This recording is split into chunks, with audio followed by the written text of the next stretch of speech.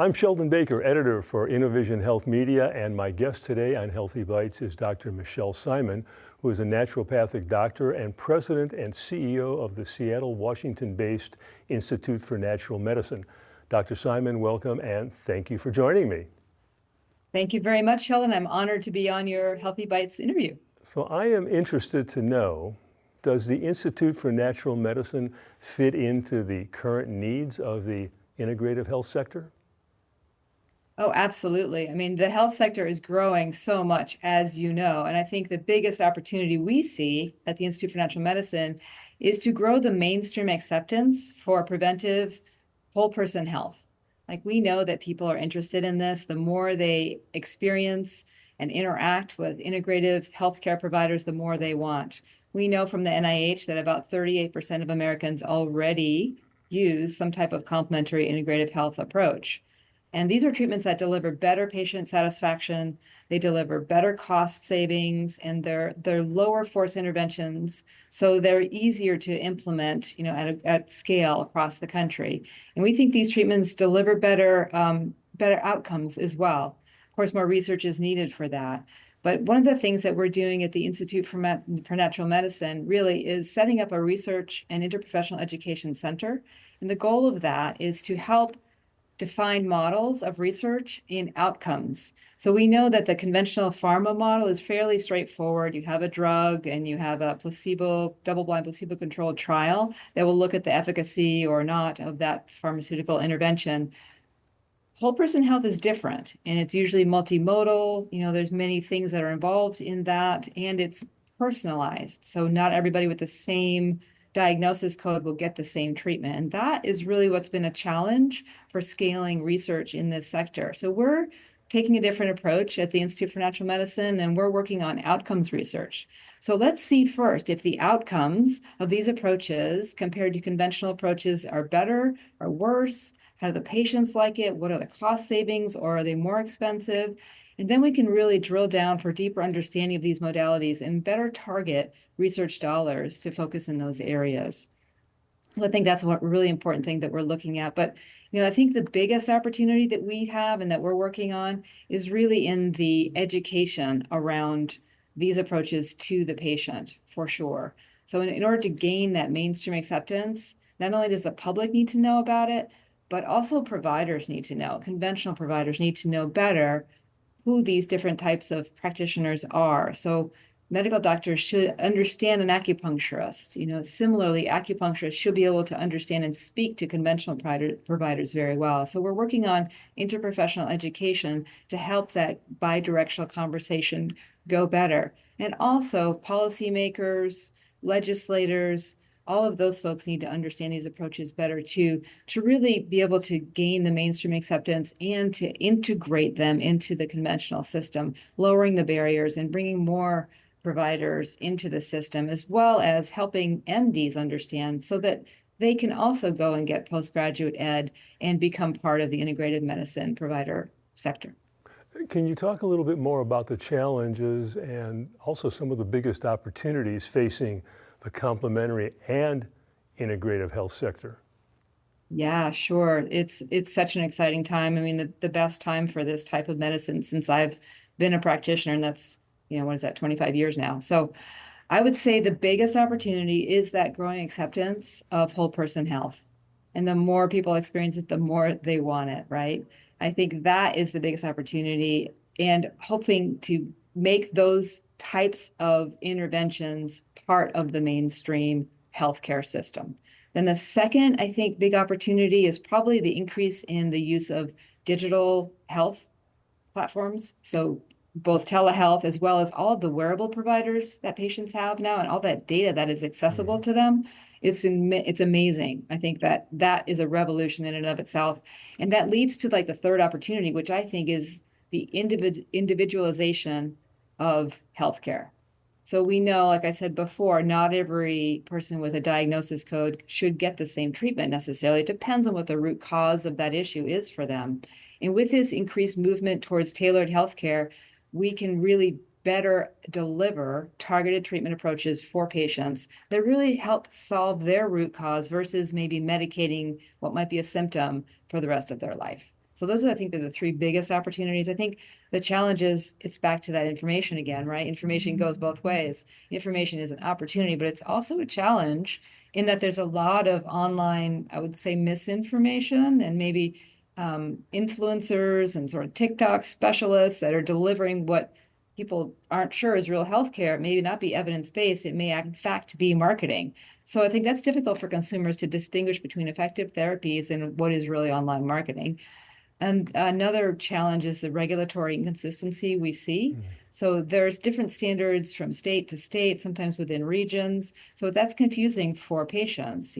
There's different licensing standards from state to state, and that makes it very confusing, not only for patients, but for practitioners as well to understand who their colleagues are in that state. So I'd love to see national regulatory standards for many of the professions.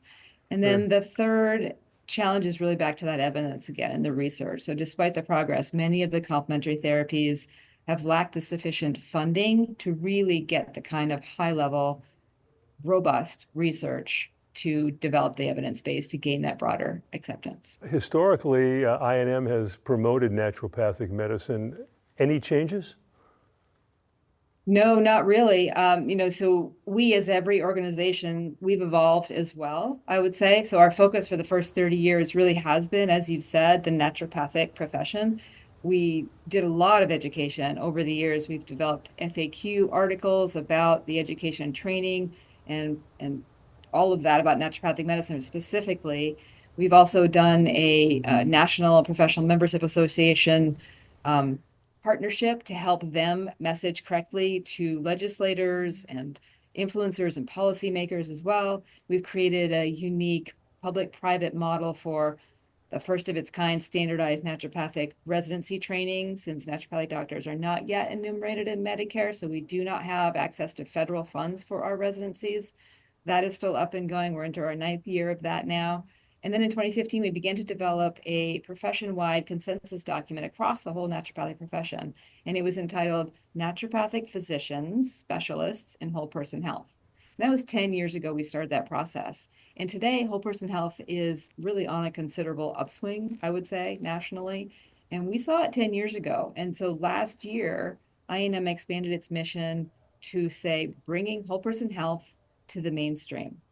And I believe naturopathic medicine should be considered a standard bearer for whole person health, but many professions also practice with similar philosophies.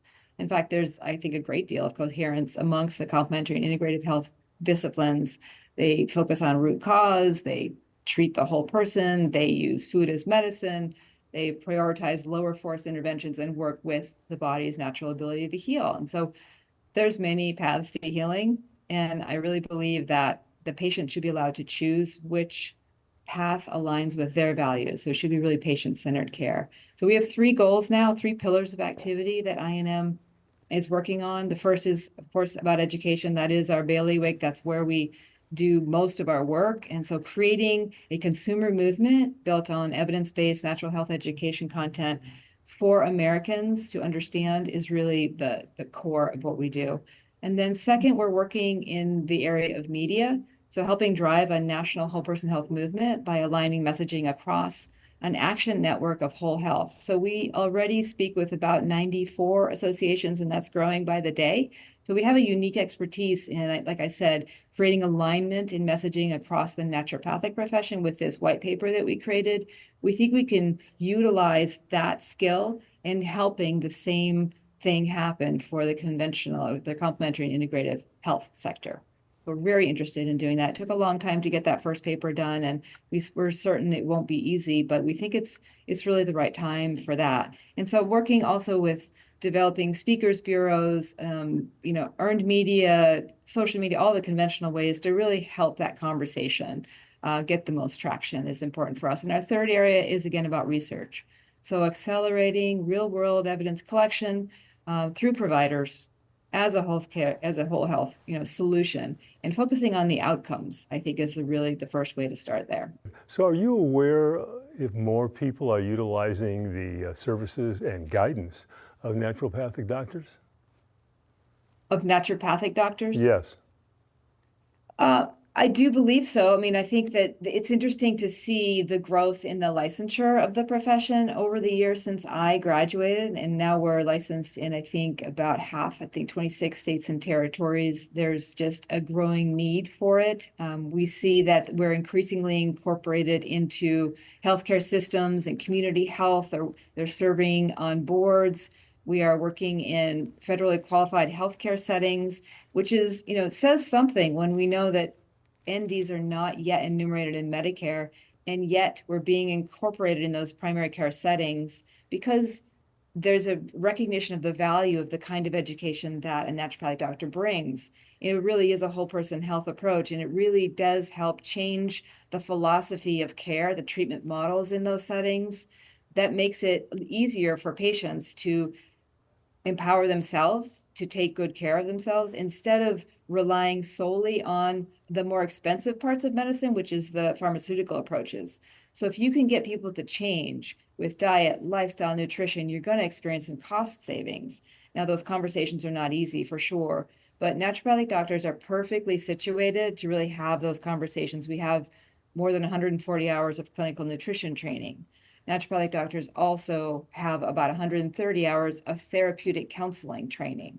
So those are the kind of things and the tools that are not conventionally available for medical doctors. They unfortunately don't have access to that in their training. So having those conversations is not as easy, perhaps. They're also limited by the time that they can spend with a patient. And if you're going to have a conversation with someone about changing their diet, that can't be in 6 minutes or 12 minutes, the conventional amount of time that you spend with the patient. It has to take longer. This is almost like slow medicine, where you spend more time understanding and developing that therapeutic relation to fully empower that patient. And that is one of the benefits of naturopathic doctors. And it's increasingly becoming more aware that it is the way.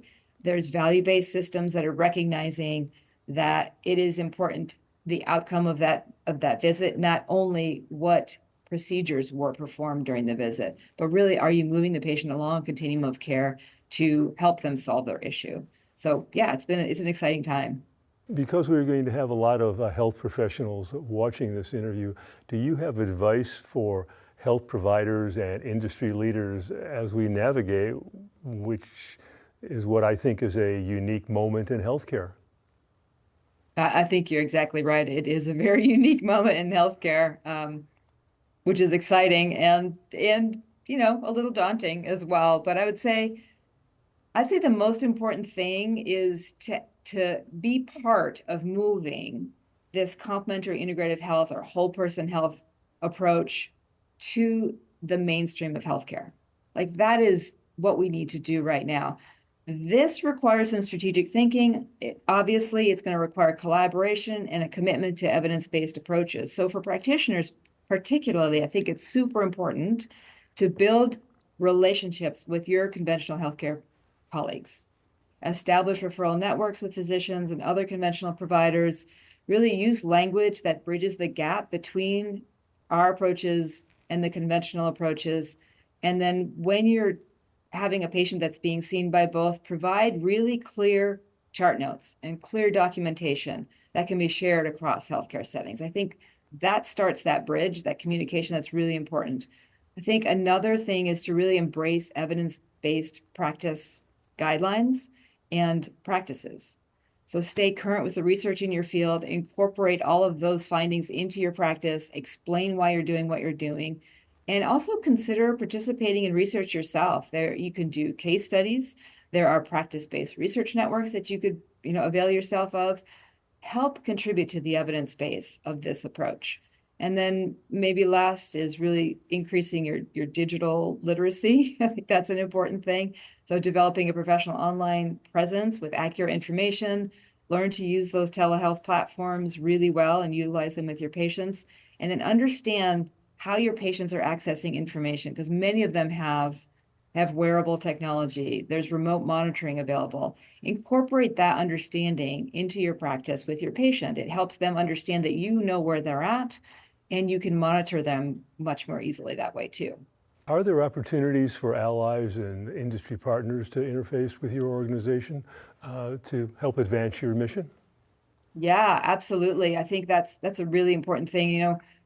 What we would love is help partnering with organizations across the whole functional medicine, integrative medicine, lifestyle medicine continuum of practitioner types.